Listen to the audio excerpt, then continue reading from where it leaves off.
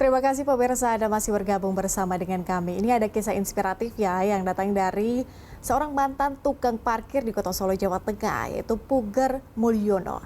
Puger Mulyono mendirikan rumah penampungan bagi anak-anak penyandang ODA atau orang dengan HIV/AIDS. Di mana ada niat baik, di situ akan ada jalan. Istilah ini dipegang seorang Puger Mulyono mendirikan rumah lentera ini.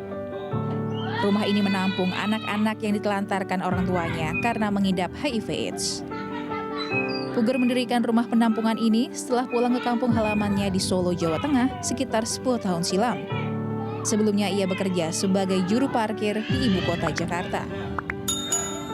Lewat rumah lentera, Puger ingin anak-anak di sini tetap mendapatkan kasih sayang dan penghidupan yang layak seperti anak-anak lain.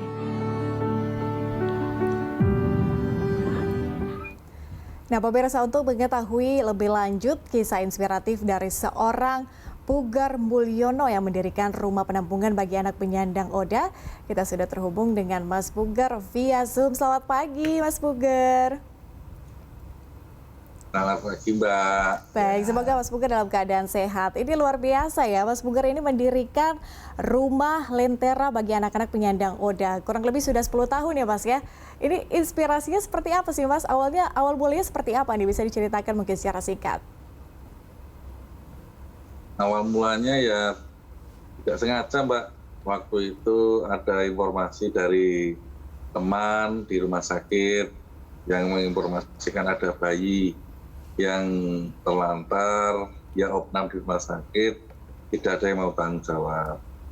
Akhirnya saya bersama teman yang namanya Pak Kefas ke rumah sakit untuk bertanggung jawab atas bayi itu.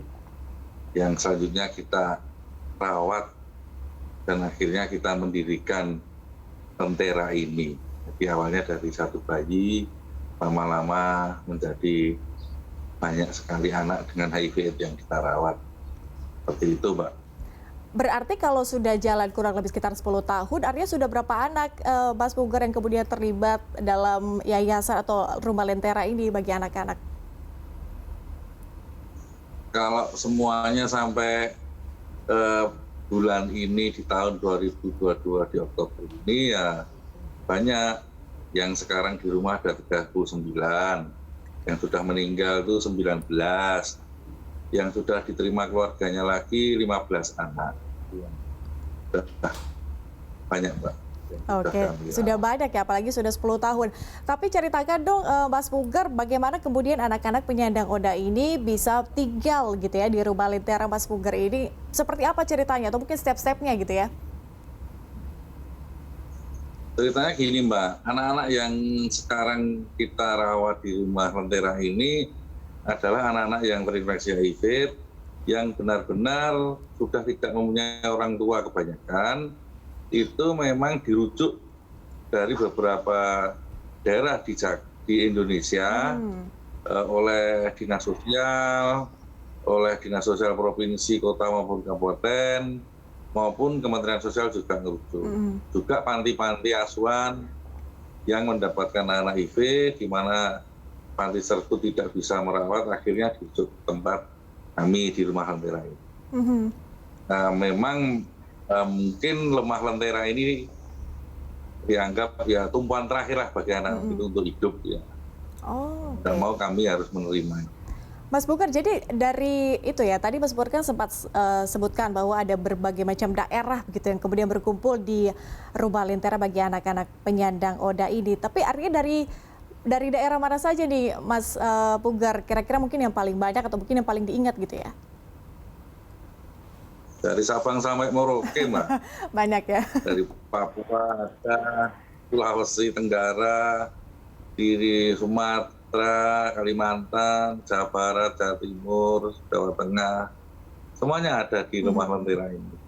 Jadi kita ini menerima semua rujukan berbagai ras dan agama ya, secara nasional, Mbak. Oke, dari Sabang sampai Merauke. Tapi sejauh ini Mas Puger, apa sih kemudian tantangan terbesar ya yang Mas Puger kemudian alami di saat harus menjalankan rumah lentera ini bagi anak-anak penyandang ODA?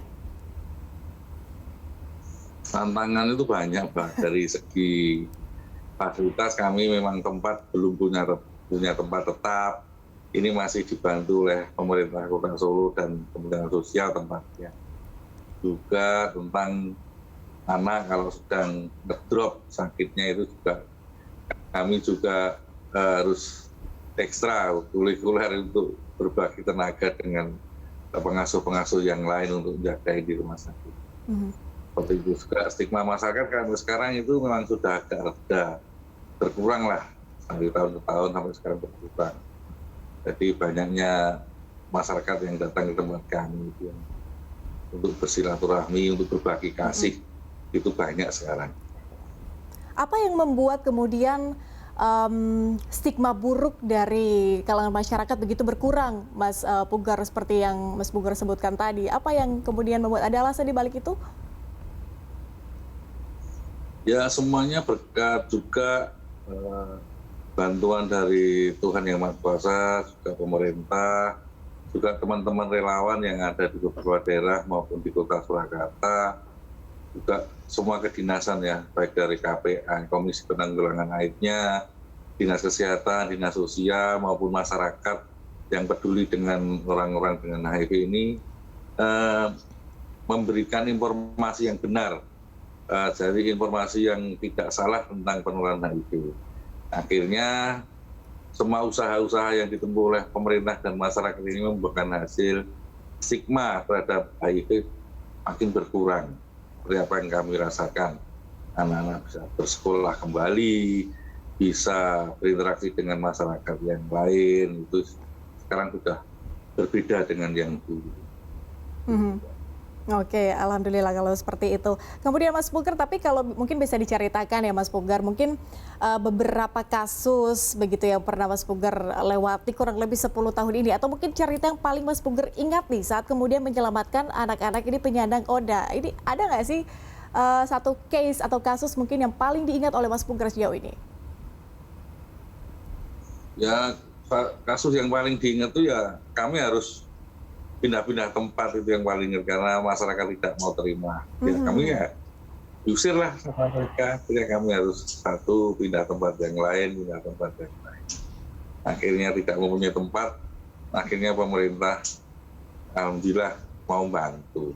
Nah, itu yang paling saya ingat Pak, sama teman-teman yang lainnya. Tapi sejauh ini di tempat yang sekarang aman ya Mas Pugar ya? Iya Mbak, kami aman, banyak oksigen yang kita bisa pakai. Jadi kita tempatnya di dalam Taman Makam Pahlawan, jadi enak. Tetangganya arwah-arwah. Oke, kabar baik kalau begitu. Kemudian Mas Pugar, apa sih yang kemudian dilakukan anak-anak penyandang ODA ini saat berada di Rumah Lentera di tempat Mas Pugar? Ini dilakukan sehari-hari, aktivitas sehari-harinya apa aja nih? Ya seperti anak-anak yang lain Pak. Kehidupan sehari-hari itu sama seperti anak-anak normal lainnya, mereka juga kita penuhi hak-haknya, hak pendidikannya kita penuhi, hak kehidupan, hak untuk kasih sayangnya juga kita berusaha untuk penuhi semua.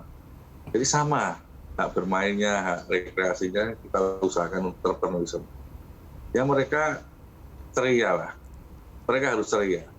Keceriaan mereka itu kebahagiaan bagi kami. Waduh, seru sekali. Mas Pugar juga tadi sempat menyebutkan bahwa aktivitas atau mungkin operasional ya dari Rumah Lentera ini kemudian didukung oleh dinas terkait dan juga pemerintah. Nah, ini bentuk dukungannya seperti apa, Mas Pugar?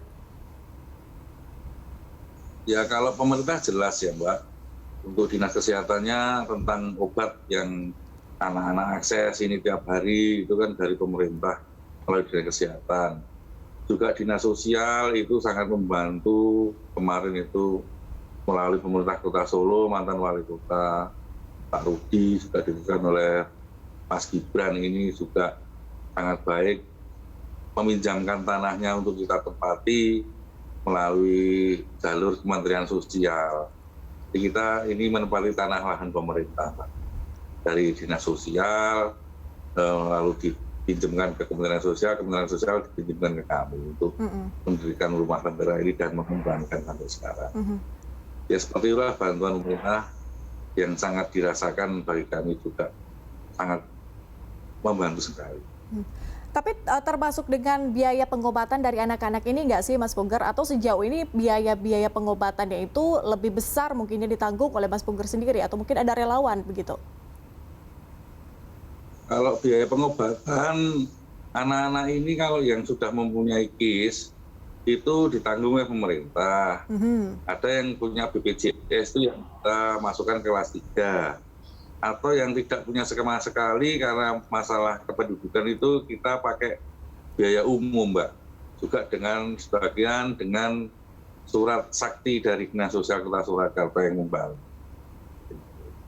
Juga dengan donatur-donatur yang lain untuk membelikan obat-obat yang seharian kalau anak-anak ini ada masalah seperti batuk, pilek, panas, mungkin sakit gigi ataupun seperti itulah obat hariannya. Oke, baik. Jadi ada yang punya BPJS, ada yang kemudian ditanggung juga oleh pemerintah, begitu ya. Banyak cara lah untuk mendapatkan pengobatan bagi anak-anak ini. Terakhir, Mas Puger, kalau berbicara soal cita-cita harapan, saya pikir Mas Puger juga sudah menjalankan Rumah Lentera ini kurang lebih 10 tahun. Banyak tantangan yang sudah dilewati, banyak juga cita-cita juga harapan mungkin sudah tercapai. Tapi harapan atau cita-cita ke depan dari Mas Puger, terlebih khusus untuk anak-anak di Yayasan Lentera ke depannya seperti apa? Ya, kami punya cita-cita ya untuk anak-anak ini bisa terpenuhi hak-haknya sampai dia dewasa, Mbak. Jadi mencapai cita-citanya juga dalam segala hal ya. Nanti dia bisa lepas pendidikan, dia bisa bekerja, juga bisa membantu teman-temannya yang lain ya, dari luar sana. Masih banyak membutuhkan bantuan, uluran tangan bagi mereka juga. Itu cita-citanya bagi Oke, baik, saya aminkan cita-cita dan juga harapannya Mas Puger. Terima kasih banyak sudah bergabung bersama kami di Berita Satu Pagi. Salam ya Mas Puger untuk teman-teman di sana. Salam sehat juga dan kita bertemu di lain kesempatan.